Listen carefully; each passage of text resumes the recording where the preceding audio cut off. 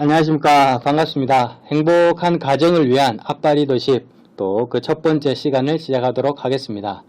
오늘은 우리 김승 교수님을 모시고 또 아빠 리더십에 관한 것을 우리 한번 배워보도록 하겠습니다.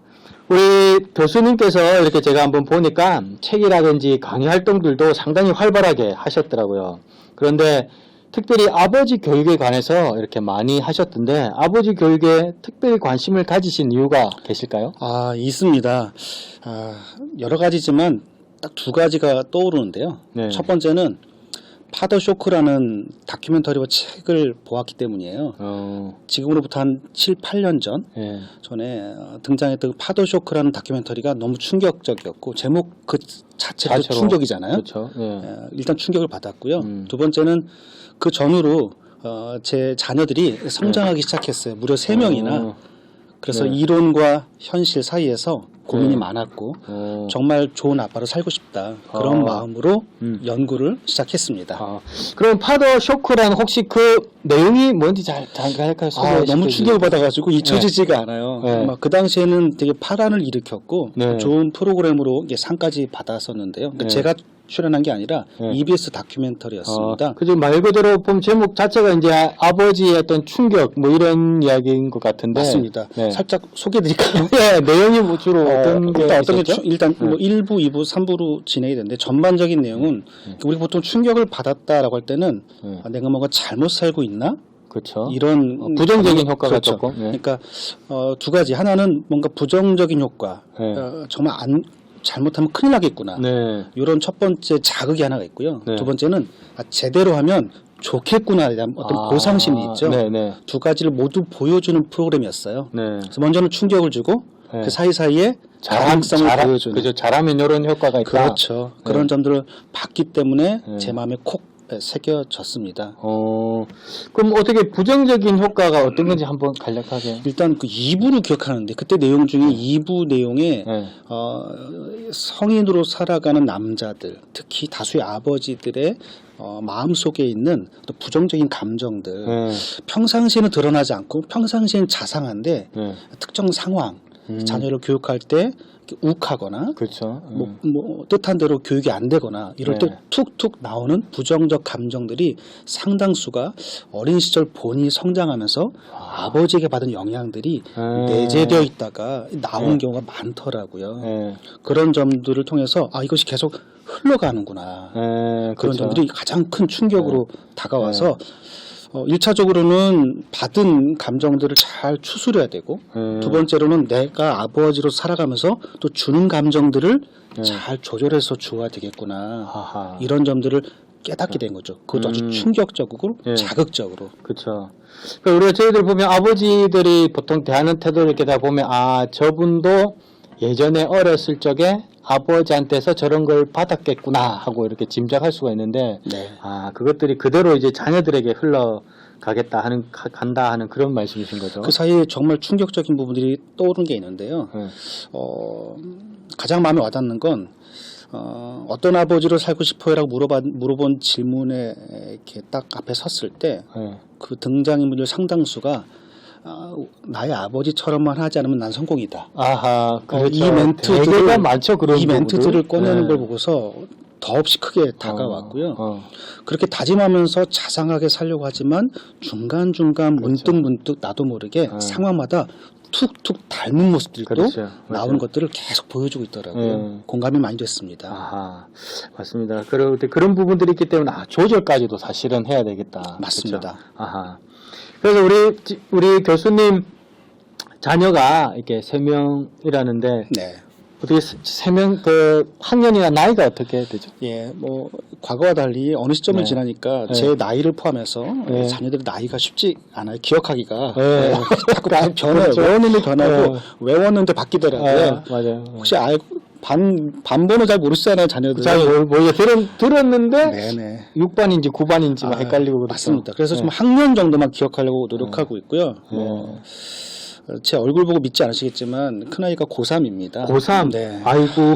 고3이고 남학생이죠? 네, 남학생 고3이고 둘째 여학생은 고1을 이제 고1을 지나가고 있고 셋째는 5학년일 거예요. 5학년일 거예요? 네, 맞습니다. 맞겠죠? 예, 예. 네. 5학년. 예, 예. 아유, 벌써 이렇게 컸군요, 자녀들이. 네. 그러면 우리 집사님 그때 파더 쇼크라는 어떤 그런 드라마를 보시고 이렇게 많이 개선하시면서 노력하시고 또 연구도 하셨을 텐데, 네. 이렇게 지금까지 이렇게 쭉 활동하시면서 네. 본인이 생각하시는, 우리 교수님께서 생각하시는 좋은 아빠란 어떤 건가? 혹시 정의를 이렇게 조금 나름 내리셨을까요? 정말 네. 목사님 혹시 네. 좋은 아빠 되고 싶으세요? 되고는 싶습니다. 근데 이제 하는 거는 둘째인데 일단 마음은 참 원입니다. 저도 그렇죠. 네. 이게 어려운 문제예요. 그렇죠. 좋은 아빠가 되고 싶은데 그럼 좋은 아빠가 어떤 아빠일까라고 물어보면 네. 조금 달라요. 일단 설문조사 결과를 보니까 네. 세 가지가 공통적으로 추려지더라고요. 첫 번째가 경제력이에요. 좋은 아빠의 세 아빠 가지. 스스로 생각하기가 스스로 생각할 때? 스스로 이제 아버지들이 설문조사를 한 거죠. 네, 스스로 그래서 생각할 때. 그러니까 첫 번째 대전제는 이거였죠. 좋은 아빠가 되고 싶으세요? Yes. Yes. 그렇다면 어떤 아빠가 좋은 아빠라고 생각하십니까? 라고 두 번째 질문이었겠죠. 네. 거기에 대한 답변들을 쭉 모아보니까 첫 번째가 경제력이 깔려 경제력? 있어요. 능력이다. 매우 따뜻해도 배고픔이 힘들다는 거죠. 본인의 역할을 네. 그렇게 인지하고 있습니다. 두 번째가 자상한 아빠라고. 그렇죠. 나왔고요. 되게 이거는 많은 부분들이 또 그럼요. 일반론이에요. 세 번째는 들으면 공감하실 텐데 친구 같은 아빠라고 표현을 많이 했어요. 그렇죠. 친구 같은 아빠. 그래서 이 세 가지를 토대로 해가지고 또 네. 이렇게 EBS에서 실험을 했더라고요. 네. 좋은 아빠에 대한 실험들을 했는데 그 영상을 보면서 살짝 가닥을 잡은 게 있어요. 뭐냐면 아이의 성장 단계, 자녀의 성장 단계의 중요한 흐름들을 아내와 동행하면서 그 시기에 맞게 자기 역할을 잘 찾는 게 중요하구나. 시기에 맞는 자기 역할? 그렇죠. 아버지의 맞습니다. 역할. 네. 자녀의 발달 시기, 성장 단계 매우 이론적인 접근이 아니라 아주 실제적으로 그 시기에 최소한 필요한 것들을 아내와 함께 아빠 역할로 참여하는 게 중요하겠구나라는 점들. 네. 제 입장에서는 그게 곧 좋은 아빠다라고 나름 그러다 보니까 관찰을 많이 하게 되고 그렇죠. 그 시기에 필요한 것들을 물어서라도 알고 최선을 다해 노력하는 모습이 이제 저에게 형성되기 시작한 거죠. 그러면 시기에 맞는 역할이라는 게 상당히 또 중요할 것 같은데 네. 혹시 이거에 대해서 구체적으로 좀 네. 가르쳐 주실 수 있을까요? 사실은 그러니까 좋은 아빠라고 했을 때 본인 입장에서 좋은 아빠라고 얘기하면 자기 입장이잖아요. 그렇죠. 중요한 건 아이잖아요. 그렇죠. 자녀가 볼 때 어떻게 그렇죠. 됐나. 사실 성장한 뒤에 청소년기에는 네. 원하는 게 뭐라는 대답이 나와요. 알 수가 있죠. 네. 근데 어린 시기에는 그걸 듣기가 쉽지가 않아요. 네. 뭘 물어봐도 장갑 사달라고 그러고. 그렇죠. 구체적으로 이렇게 그렇죠. 뭐가 형성이 안 되니까. 그때는 사실 좀 지식이 필요한 것 같아요. 네. 아쉽게도 우리는 그 시기가 지난 다음에 깨닫게 되는데 가능하다면 조금 미리 알면 좋겠다는 생각이 드는데 가장 어린 영아 시기에는 애착이 중요하다는 게 그렇죠. 애착. 모두가 인정하는 바입니다. 네, 애착과 그러니까 접촉. 그렇죠. 그러니까 그 영아 시기에 아빠와의 애착이 있는 그 아이가 이후 청소년기와 성인 시기에 그 만족도, 행복감, 또 자존감, 심지어 사회성 이런 부분에 변화가 있습니다. 그렇죠. 실제 일본 연구를 보니까 어린 시기에 애착 시기, 어린 시기에 아빠와의 상호 교감이 잘 된 아이들이 컸을 때 사회성이 1.8배 높다는 수치가 나와 있더라고요. 네. 아빠들은 이렇게 수치를 얘기하면 되게 좋아하십니다. 그렇죠. 예, 막연한 것보다는. 그래서 그 시기에 네. 그 애착 관계, 그러니까 불안정한 애착이 아니라 상호작용이 잘 된 애착을 엄마와 함께하는 게 중요하겠구나. 엄마와 함께 해야 되는 거죠? 예, 시대가 바뀌었어요. 그래서 함께 하셔야 돼요. 요거는 이제 어렵죠. 그러니까 가장 우려되는 게 이런 부분인 것 같아요. 그 시기에, 그러니까 영아 시기의 애착이나 혹은 그 이후에 또 유아 시기 이런 단계를 과정적으로 함께하지 않았는데 나중에 뭐 교육을 받고 와가지고 청소년기에 갑자기 아버지 교육 받고 와가지고 갑자기 친한 척, 갑자기 문제 해결에 등장. 민망하죠. 민망하고 애들도 매우 어려운 그렇고. 거예요. 근데 그렇죠. 정말 상대방을 배려하지 않은 것이죠. 이게 무서운 거죠. 따라서 그렇죠. 그 시기에, 그러니까 영아 시기에 애착으로 함께하고, 그리고 한 4세, 5세 지날 때는 진짜 중요한 통제와 자기 조절력을 배울 중요한 시기거든요. 아, 그렇죠. 이때는 아버지가 엄마 같은 다정다감함도 중요하지만 훈육자로서의 기준을 세워주는 역할이 매우 중요해요. 그렇죠. 그 시기를 그러니까 그 시기를 거죠. 참기 못하고 놓치다 보니까 나중에 집에서 뭐 했어라든가 네. 커서 문제를 일으키면 이제 그때 이제 골이 커지는 거죠, 감정이. 따라서 그런 과정에 함께하는 것이 매우 중요하고, 그래야 나중에 더 큰 일을 치르지 않고 차곡차곡 올라갈 수 있다. 이런 점들을 꼭 얘기하고 싶습니다. 아까 앞서 얘기했던 자상함도 얘기가 나왔지만 좋은 네. 아빠의 효과 기준이기도 하지만 사실 통제력 네. 또 훈육하는 그런 부분도 사실은 좋은 아빠의 기준이 되겠다 하는 거예요. 근데 이게 보통 훈육하면은 아버지들의 훈육하면은 아주 굉장한 이렇게 엄함, 엄격함, 그냥 뭐 야구방망이 들고 와가지고 엎드려 뭐 이런 거, 네네. 이런 거 한데 이 훈육이 이런 거는 사실 얘기하는 거는 아니잖아요. 그죠? 아, 그렇죠. 네. 뭐 사람마다 차이는 좀 있겠지만, 네. 그러니까 이게 앞서 말씀드렸듯이 과정을 동행하지 않은 부작용인 것 같아요. 그렇죠. 과정을 아이가 성장할 어린 시기를 지날 때 아빠는 주로 열심히 열정적으로 일할 시기, 인생의 그렇죠. 시기예요. 일할 시기죠. 근데 그 목적은 한 가지예요. 자녀와 가족을 위해서예요. 그러니까 자녀와 가족을 위해서 모두 희생하고 시기를 다 쏟아부었는데, 자녀 입장에서는 함께 있는 것, 교감하는 게 중요했던 거예요. 그 시기를 지나면 놓치고. 자녀는 어려워지고 아빠는 억울하고, 그렇죠. 중간 과정을 뛰어넘고 건너뛰고 그때 등장하기 시작해요. 그렇죠. 그래서 문제를 제기하고 스마트폰 하지 말라 그러고, 그렇죠. 이런 일이 벌어지는 거죠. 그러니까 아빠는 억울한 거죠. 해주는 거 없이 왜 잔소리만 하고 막 그런 그러니까. 식으로 그래서 이게 자녀가 받아들일 수 있고. 일반적인 모습이에요. 따라서 가능하면 이른 시기에 개입하는 게 좋고, 뒤늦게 개입하더라도 네. 약간의 대화법이나 그렇죠. 이런 접근법을 달리해서 잘 들어주는 게 필요합니다. 천천히 단계적으로 이렇게 접근해야 그러니까 이런 부분에 대한 어떤 가볍고 중요한 기본적인 지식이 좀 함께 동행하지 않을 경우에는 그렇게 엄하게 나오고 과도하게 들어가게 됩니다. 그러면 반응을 보고 더 억울해지죠. 그렇죠. 어떻게 살았는데. 네. 그렇죠? 바로 그때 이제 외부적인 교육이 들어가는 거예요. 예, 상처 치유하고 매우 어려운 작업입니다. 예. 그렇습니다. 그러면은 우리 요즘 들어서 어떤 그 훈육이나 아버지들의 어떤 훈육 방법, 네. 그다음에 또 어떤 통제하는 그런 스킬, 기술 네. 그런 것들 차원에서인지 모르겠는데 아빠 리더십이라는 그런 또 말들을 많이 쓰거든요. 네네. 아빠 리더십.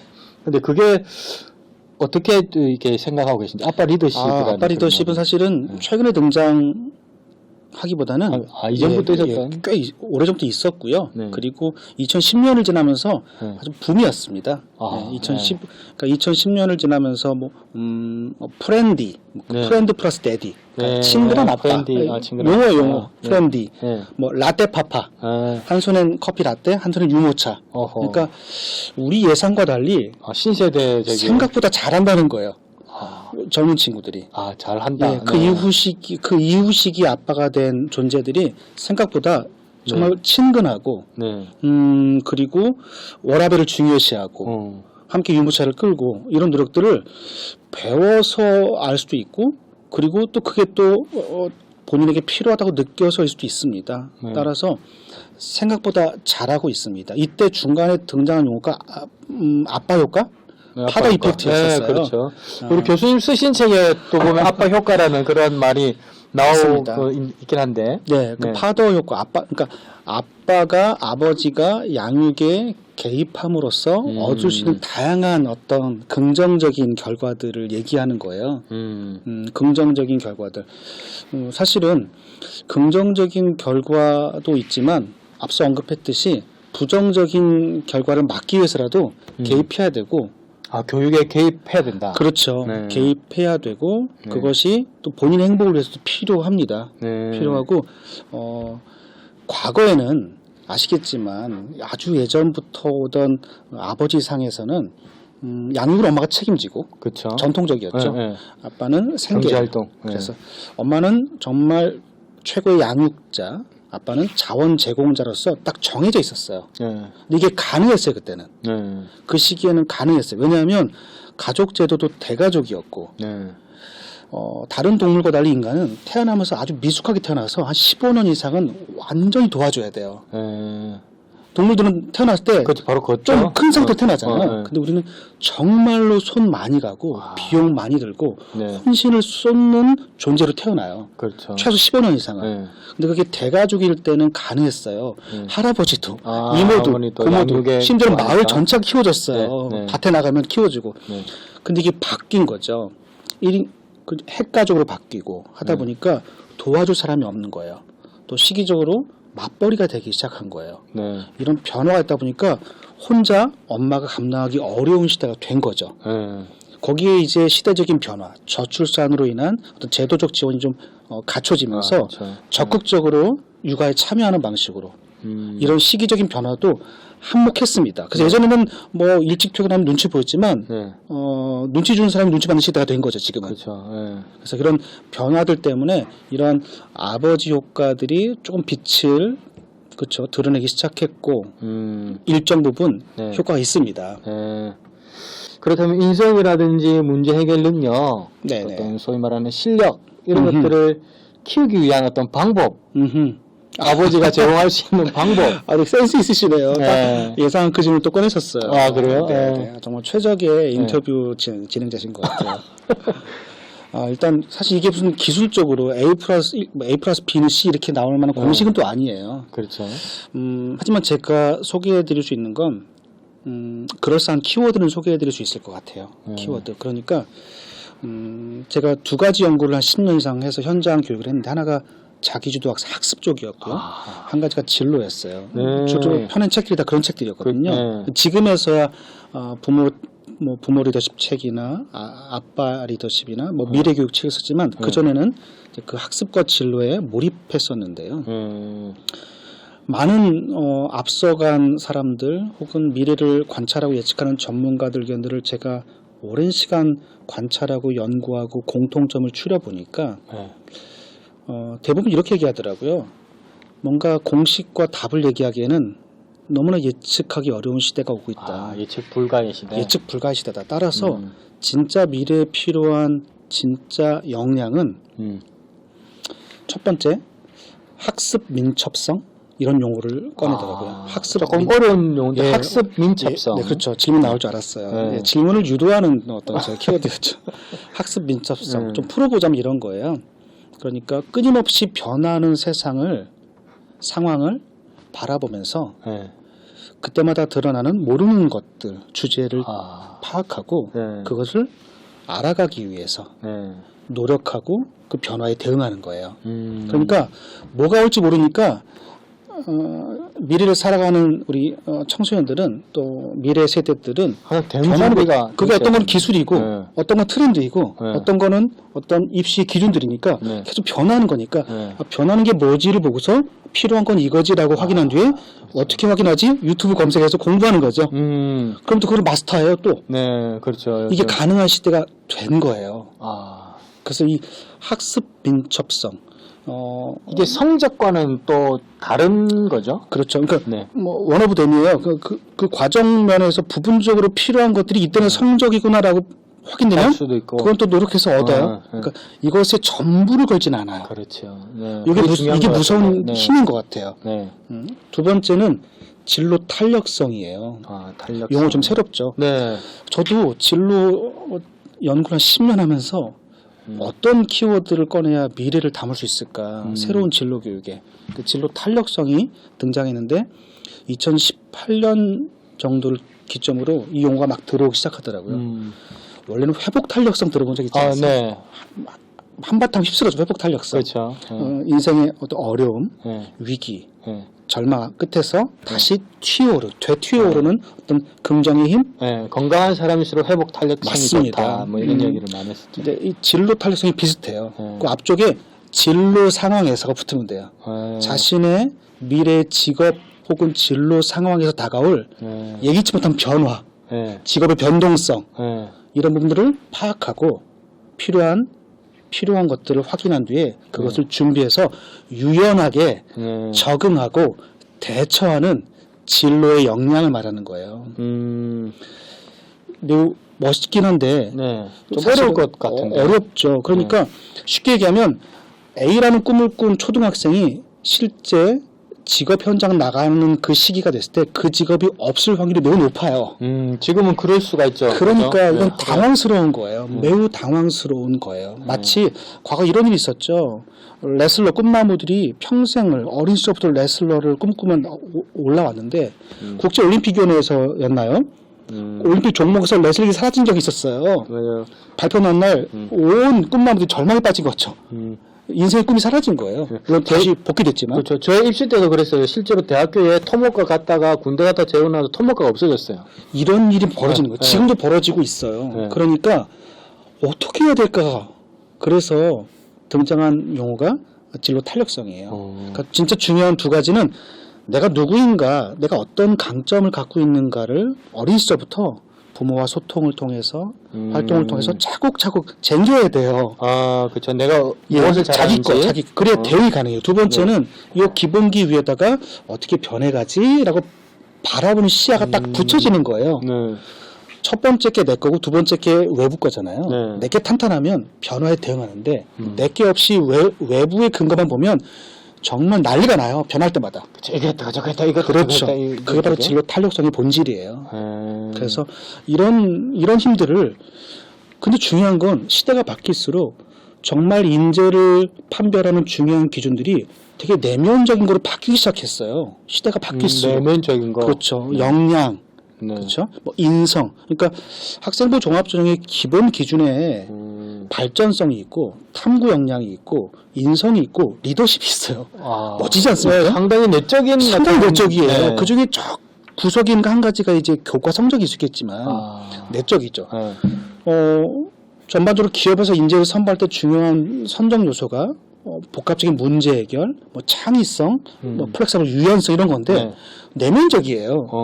그렇죠. 중요한 건 뒤로 갈수록 진짜 시대를 살아갈 힘은 내면적인 거고 그런 인재를 찾고자 하는데 이게 뒤에 갑자기 형성이 안 된다는 게 문제예요. 아, 그럴수록 오래 걸리고 빨리 시작해서 차곡차곡 채워져야 내면이 탄탄한 아이가 되고 그런 친구여야 변해가는 시대에 엄마가 없어도 아빠가 없어도 스스로 살아갈 수 있는 힘 그래야 안심이 되지 않겠습니까? 그렇죠. 내가 평생을 걸어 가르친 게 억지로 심어놓은 게 소용이 없게 되면 얼마나 불안하겠어요. 평생을 옆에 있어야 되는데 스스로 살아갈 힘을 심어주는 게 중요하지 않겠어요? 그거를 먼저 느낀 사람이 아빠들이고 아빠들이 엄마를 보듬고 설명하기 그렇죠. 시작했고 아, 그거를 그렇죠. 이끌고 나갈 수 있어야 되겠네. 그렇죠. 근데 그런 부분들이 이제 어릴 적부터의 언어, 아하. 훈육, 네. 가족의 문화, 그렇죠. 이런 부분들을 하나씩. 그러니까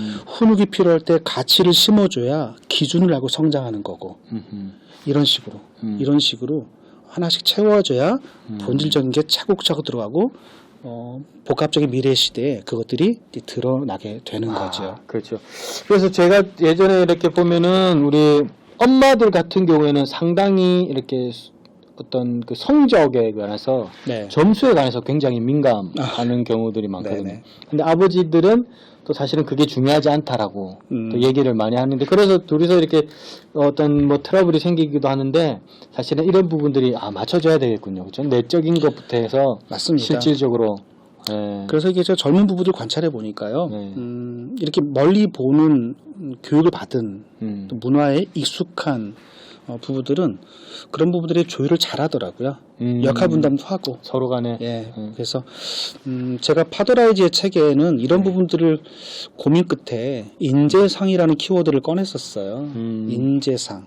네. 아까 말씀드린 미래 시대에 필요한 인재, 그 인재상. 이것이 자녀에 대한 결과 이미지. 그러니까 제가 한번 이렇게 질문해 보면 되게 쉬워져요. 인재상은 목사님, 네. 자녀를 잘 키우고 싶으신가요? 네.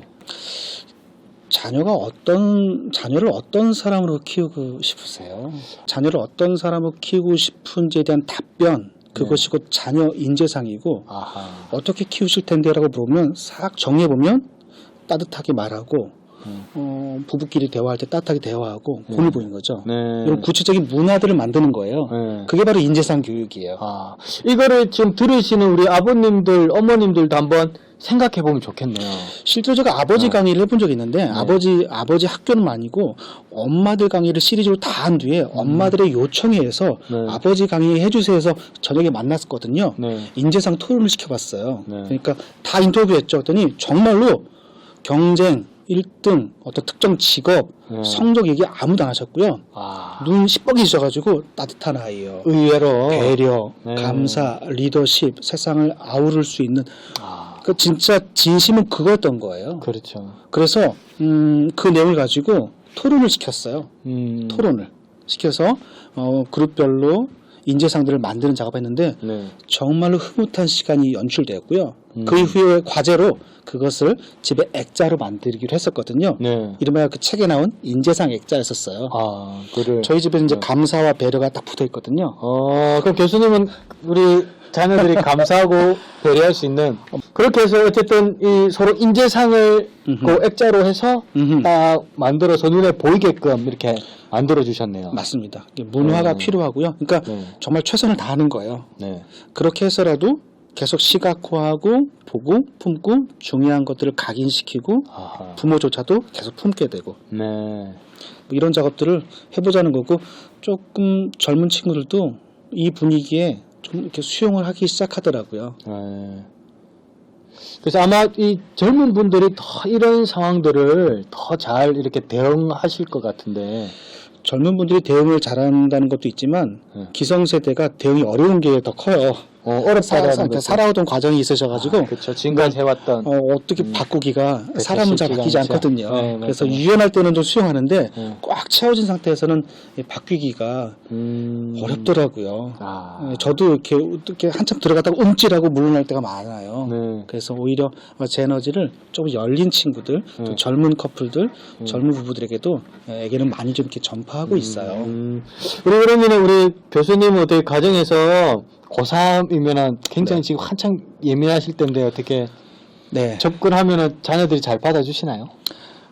일단 접근 잘 안 하고요. 접근 안 하시는구나. 왜냐면 네. 제가 또 되게 관찰을 잘 하거든요. 그러니까 성장기에 네. 중요한 어떤 교감이 필요한 시기에는 많이 제가 정말 들이댔죠. 네. 늘 함께하고 뭘 많이 얘기하고 네. 듣고 많이 했었어요. 네. 그때는 이제 아내가 오히려 저에게 시간을 많이 줬고요. 뭐 시간을 줬다는 게 좀 둘이서 할 수 있는 그런 그렇죠. 시간? 예. 이렇게 뭐 어디 픽업 갈 때도 제가 항상 운전하고 이렇게 해서 아. 뭐 의도했던 것 같아요. 그렇죠. 둘이도 좋고 그 아내분도 좋고. 그렇죠. 그래서 그렇게 많은 시간을 오히려 이렇게 성장기에, 그러니까 성장기에 뭐 애착이 필요한 시기, 뭐 훈육이 필요한 시기, 또 공부 감성 같은 중요한 공부에 대한 부담을 덜어줄 만한 시기들에는 동행을 많이 했어요.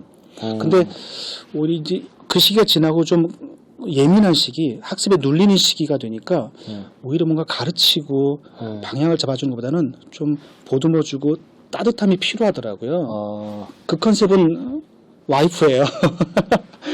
아빠가 있어서 중요한 시기에 중요한 결정 앞에서 선택의 기준을 도와줄 때는 큰 힘이 되고 네. 또 성장기에 중요한 기준들을 심어준 데는 좋았지만 아주 예민한 시기에 뭔가 가르침이나 네. 방향도 힘들더라고요. 이 시기에는 오히려 아내가 그냥 함께 있어주는 게 엄마가 있는 게 편하고 그렇죠. 예, 이렇게 응석도 부리고 짜증도 내고 이게 풀어주더라고요. 그러니까 관찰한 결과인데요. 그래서 일부러 이제 아내가 함께 있기를 이렇게 저기 밀어주고 저는 중요한 결정으로 고민할 때 좀 등장하고 그렇죠. 이런 식으로 그래서 결과적으로는 많이 못 들어줍니다. 네. 아니 이런 아까 말씀하신 이런 네. 부분들을 이렇게 상당히 이제 밑에서부터 올라왔기 때문에 지금 이렇게 약간 조금 뒤로 물러나는 것이 가능한데 아마 이런 부분들을 오해하셔가지고 아버지의 무관심이 교육에 도움이 된다. 이렇게 이야기도 할 수도 있겠다 하는 생각을 했습니다. 근데 이 집사님, 우리 교수님께서 이렇게 가능했던 거는 어릴 때부터 단계가 있었기 때문에 가능했던 거죠. 그렇죠. 혹 이런 접근법이 이미 아이들이 한참 청소년기를 갖고 있는 자녀를 둔 부모님도 혹은 아버님들에게 부담감이나 절망을 줄 수도 있어요. 그러니까 그렇죠. 늦었구나. 나는 그렇게 못했는데. 그렇죠. 늦었구나 할 수 있겠지만 그렇지 않습니다. 지금부터라도 네. 예, 지금부터라도 이렇게 대화라기보다는 경청을 어떤 좀 점이 들어주는 어려운지 거. 그렇죠. 그러니까 갑자기 설문조사 하나가 좀 떠오르네요. 항상 이렇게 아버지들한테는 데이터가 중요한 것 같아요. 보통 남자들이 수치에 이런 걸 좋아하죠. 그러니까요. 딱 떨어지는 이 거. 어린 왕자 책을 봐도 어린 왕자에 대해서 다들 안 믿는데 이 생텍쥐베리가 어른들한테는 B612 행성에서 온 친구라니까 믿더래요. 예. 숫자를 얘기하면 믿더래요. 예. 여하튼 이 설문조사를 보니까 정말 내 이야기 안 듣는 대상들 1위가 아빠예요. 50% 이상 나왔어요. 내 이야기 정말 안 듣는 내 대상. 이야기라는 자녀들 청소년. 청소년이 우리 아빠 내 이야기 안 듣는다. 그렇죠. 아하. 그러니까 안 듣는 거예요. 네. 그리고 딱 등장해서 필요한 얘기를 꺼내시고 자기 할 말만 하고 그렇죠. 그러니까 이제 방법 모르는 건데 네. 여하튼 잘 살피셔서 혹시나 빠져 있는 기간에 채우지 못한 부분들이 느껴지신다면 또 그만큼 더 살피고 아내와 대화하고 관찰해서 어떤 점이 어려운가, 어떤 시기를 지나가고 있는가 이렇게 해서 물어주고 보통 우리가 티칭하면 가르치려고 하는 건데 이게 잘 안 들어가요. 티칭은 잘 안 들어가요. 실제 뇌파 검사를 해도 티칭할 때 이렇게 뇌파가 거의 오히려 잠잘 때는 뇌파가 막 움직이더라고요. 꿈도 꾸니까. 근데 그렇죠. 근데 뭐 게임할 때, 네. TV 볼 때, 잠잘 때 다 움직이는데 고요한 시간이 있더라고요. 네. 뇌파 검사 결과 이게 명견말리 나온 건데요. 그때는 언젠가 봤더니 수업 시간이더라고요. 수업 시간 들을 때, 그렇죠. 들을 때 그러니까 좀 고요하더라고요. 오히려 코칭은 티칭은 이렇게 입력하려고 하는 건데 코칭은 툭 질문을 던지면 생각이 나와요. 제가 아까 목사님께 어떤 자녀를 키우고 싶으세요? 하니까 다 긴장되고 뇌파가 번쩍하면서 그렇죠. 살아나죠. 막 올라왔죠. 생각하게 되고 이런 식으로 그러니까 적절한 질문을 따뜻하게 잘 생성하고 필요할 때 잘 던져서 질문하면 대답이 나오거든요. 코칭과 티칭은 다를까요? 그렇죠. 그러니까 일단 근본적으로 접근 자체가 티칭은 가르치는 방식이고 일방적으로. 그렇죠. 코칭은 꺼내는 방식이에요. 그러니까 트레이닝 개념의 티칭, 그러니까 뭔가를 잘 가르쳐서 입력시켜가지고 완성시키는 트레이닝 개념의 티칭은 기차 개념이었어요. 화물을 운송하는 어원 자체가. 주입식 교육 같은. 어원 자체가 트레이닝, 기차였고 트레인. 정해진 물량을 목적지에 쫙. 그러네요. 코칭은 마차였죠. 코치, 마차가 어원이었어요. 그러니까 딱 한 명을 잘 모셔서 그렇죠. 정석껏 이동하는 건데 그래서 코칭은 잠재력을 자극하는 방식이고 그 좋은 방법이 질문하는 방식이다. 질문. 퀘스천. 그래서 질문을 통해서 이렇게 꺼내는 방식이죠. 이런 연습을 조금만 훈련한다면 듣게 되고 듣게 되면 무엇이 아프고 무엇이 필요한지를 인지하게 되고 그것들을 조금씩 내연으로 바꿔서 접근하면 조금씩 대화의 문이 열지 않을까. 이렇게 뒤늦게 시작하신 분에 대한 팁입니다. 그렇죠. 보통 아버지들이 해서 내가 뭐라도 좀 나의 존재감을 나타내야 될 것 같은데 중간에 쑥 끼어들어가지고 이거 해, 그거는 아니야, 뭐 저거야 이렇게 자꾸 티칭하려고 하는데 그렇죠. 이거는 바람직하지 않다. 그렇죠. 그래서 날 잡고 마음 잡고 용기를 내어서 하고 싶은 얘기를 물어주거나 그렇죠. 어떤 점이 들어주는. 그렇죠. 하니까 정말 밀렸던 아이의 어떤 눌린 마음들이 막 나오기도 하더라고요. 어떤 점이 불편했다. 이렇게 하지 않으면 좋겠다. 밥 먹을 때 공부 얘기 안 하면 좋겠다. 이걸 쭉 꺼내니까 그게 불편했구나라는 것들을 하나씩 깨닫게 되더라고요. 맞아요. 아버지들이 보통 얘기할 때 세 마디만 하라 그래요. 세 마디만. 그래서 저런. 그래서 저런 잘 들어주라 이런 말이죠. 예, 맞습니다. 자꾸 이렇게. 근데 사실 질문이라는 앞서 얘기했던 질문을 던져주는 코칭. 이게 중요하다고 그랬는데 먼저 질문을 던지기 위해서는 아까 말씀하신 잘 들어주는 게 필요하겠군요. 그렇죠? 맞습니다. 먼저는 자녀들의 말을. 잘 듣는 게 매우 중요하고요. 잘 듣는 건 정말 연습이 필요할 것 같아요. 연습이. 그래서 평상시에 이렇게 부부와 대화할 때, 뭐 일상적인 커뮤니케이션에서 이렇게 정말 의도적으로 잘 들으려고 노력하고, 들을 때 이렇게 끄떡이면서 호응하는 연습도 하고, 그리고 제가 이제 교육하면서 느낀 점은 제 딜레마이긴 한데, 하도 이게 상담이나 이런 컨설팅 많이 하다 보니까 나오는 내용이 예상이 많이 돼요. 앞에 있는 사람의.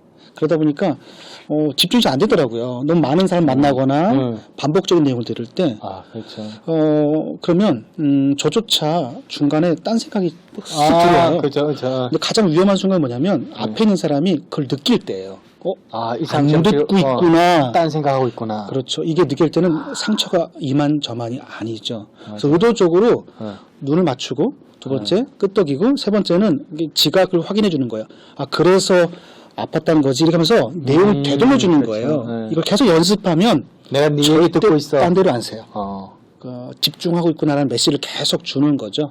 이런 연습들을 해야 되고 가정에서는 특별한 조언을 하나 드리는데 이 부분들은 사실 젊은 부부들에게는 가능하지만 제가 이렇게 다니던 교회 목사님이 젊은 시절 결혼 전부터 강조하던 방법론인데 부부간에 존칭을 쓰는 거예요. 뭐 존칭이라면 뭐 어떻게 양존법이죠. 양존법이죠. 존댓말 쓰는 거예요. 뭐 부르는 호칭은 여보할 수 있지만 그렇죠. 하셨어요? 누가 갈까요? 제가 먼저 갈까요? 뭐 이런 식으로 존댓말 쓰는 거예요.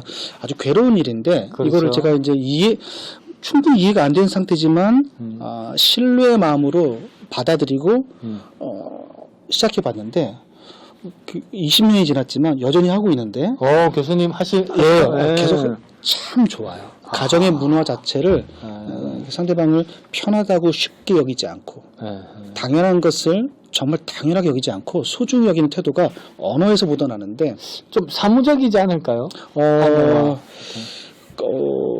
선입견이에요. 사무적이지 그렇죠. 않아요. 처음에는 기계적이고 힘들었고 괴로웠겠지만 세월이 지나면서 이 신뢰가 켜켜이 쌓이다 보니까 몸에 쫙 옷이 핏이 잘 맞는 것처럼 잘 맞게 듣더라고요. 맞아. 그렇게 이제 그런 모습들이 자녀에게도 흘러가기도 하고 그리고 가정의 문화 자체가 존중해주고 들어주는 문화로 형성이 되는 정말 비장의 카드고 가장 어려운 도전인데 혹시나 이 방송이나 영상을 듣는 부모님들 중에 열정이 있는 다시 시작하고 싶은 추천합니다. 존칭. 그렇죠. 그래서 예전에 그러더라고요. 부부 싸움 자주 하는 분들에게 싸우지 않기 위해서는 서로 존댓말 쓰라고 그런 얘기를 많이 했었거든요. 그렇죠. 그러니까 가장 이렇게 위기 상황에서 극약 처방들은 있죠. 예를 들면 험한 말이 안 나오게 하는 극약 처방들. 이건 이제 극약 처방이고 예방하는 차원에서는 이렇게 좋은 문화를 만드는 게 예방 차원이고 극약 처방 같은 거는 이제 뭐 분노의 언어들 이런 부분을 이렇게 자제하는 이런 부분은 이제 기술들이죠. 뭐 두 가지가 다 우리 앞에 주어져 있는데 뭐 선택하시면 될 것 같습니다. 중요한 건 그죠 예방인데 그쵸 한번 시도해보는 것도 좋을 것 같습니다. 서로 이렇게 존댓말 쓰면서. 네, 새로운 즐거움이 인생에 다가올 거라 저는 확신하고 있습니다. 네.